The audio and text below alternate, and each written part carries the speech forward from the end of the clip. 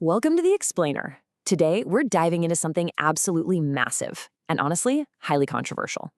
We are looking at the staggering scale and the grim reality of El Salvador's CECOT. It's officially the world's largest prison, and it represents a completely unprecedented response to a national crisis that has plagued the country for years. Now, whether you view this place as a necessary hardline measure for peace or a deeply troubling human rights crisis, the sheer magnitude of this facility is just something you simply have to comprehend. Because, CECOT is not your standard correctional facility. Not even close. It was designed specifically to be a black hole, to permanently remove members of notorious and highly violent gangs, we're talking MS-13 and Barrio 18, from society. For decades, these groups literally terrorized citizens, holding immense power and creating this climate of constant everyday fear. So the government's objective with this mega prison wasn't just punishment. The goal was to create an environment where these criminal organizations would be entirely swallowed up and dismantled for good. But how did we even get here? Well, it all comes down to the number 87. To really understand how a place like CECOT came to be, we have to rewind to a single, unimaginably bloody weekend.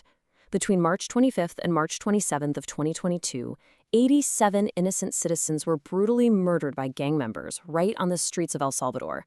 It was a terrifying, blatant display of power by the underworld, and honestly, it became the absolute breaking point for the nation, and specifically for President Nayib Bukele. The government's response to this violence, it was immediate, and it was incredibly aggressive.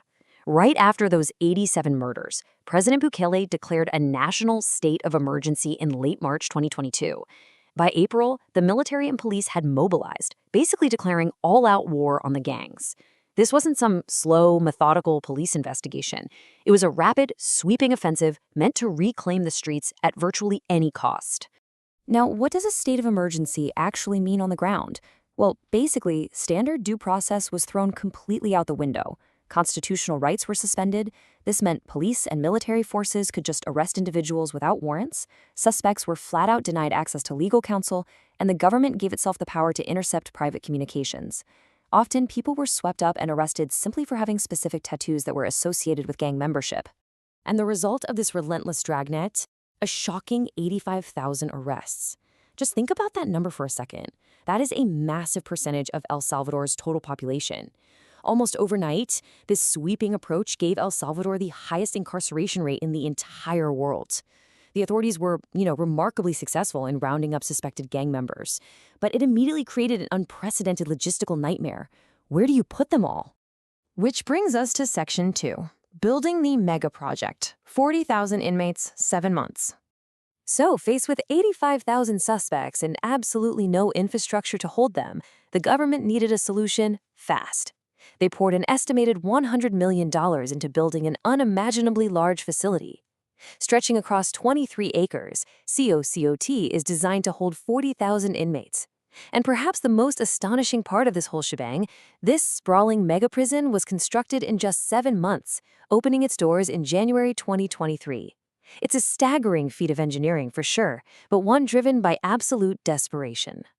Now, holding that many dangerous individuals in one place requires extreme precautions. Escape from CECOT is engineered to be virtually impossible. We're talking 30-foot-high walls topped with electric fences.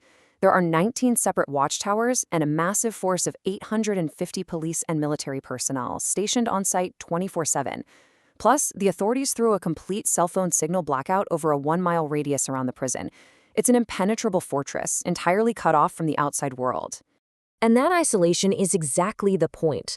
Unlike typical prisons that at least have some focus on reintegration, there are zero rehabilitation programs here. None. The stated goal is pure separation. The explicit intention is that the vast majority of the inmates who walk through the doors of CECOT will never ever walk free again. It's a model that completely challenges the global standard of what a prison is supposed to be, demanding we ask if maximum security should prioritize permanent exile over any chance at reform. Okay, moving on to Section 3, sensory deprivation, inside CECOT's walls. When we actually go inside the walls, we find architecture that's literally designed to break the power of the gangs. Imagine the intense claustrophobia of this number. In CECOT, more than 70 inmates are crammed together into a single bare cell. Let that sink in. There isn't even enough room for everyone to stand up straight comfortably at the same time, let alone lie down to sleep. The daily reality here is engineered for maximum constant discomfort. There are no mattresses. Inmates sleep on bare metal bunks or just directly on the concrete floor. They get simple meals twice a day, but with no plates or utensils, so they are forced to eat with their bare hands. Because dozens of men are sharing a single toilet and sink, skin infections and contagious diseases spread like wildfire. They're locked in these packed cells for all but 30 minutes of the day, and the only, and I mean only, item permitted for reading is the Bible. Any sense of human dignity is entirely stripped away. And if that wasn't intense enough, perhaps the deepest psychological pressure comes from the lighting. Inside these cells, the artificial lights are kept on 24 hours a day, 7 days a week. Inmates are completely denied the darkness your brain naturally needs for true restorative rest. This continuous lighting acts as a profound form of sensory torture, slowly eroding their mental health. It's explicitly intended to entirely break their spirit. This physical deprivation is paired with a protocol of total isolation. Inmates are completely denied family visitation rights. They have absolutely no access to legal representation, and making a phone call to the outside world is strictly prohibited.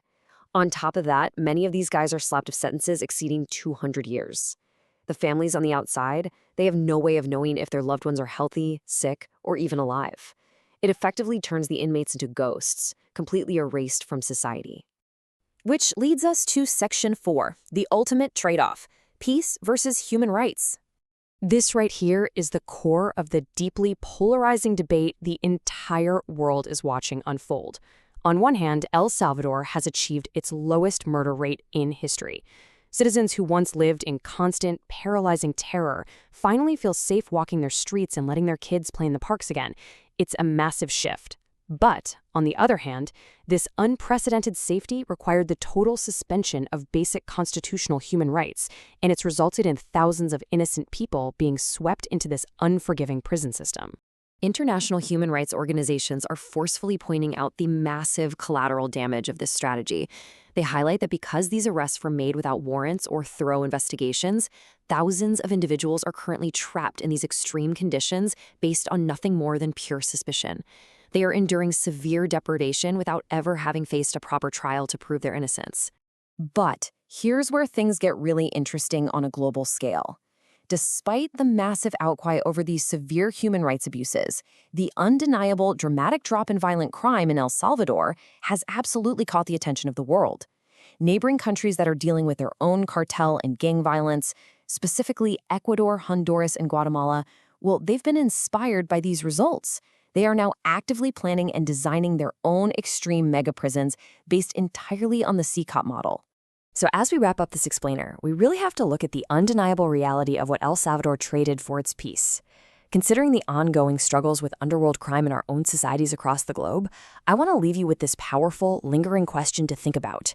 When faced with extreme systemic violence, is a facility like COTLT a necessary, albeit harsh measure to protect the innocent?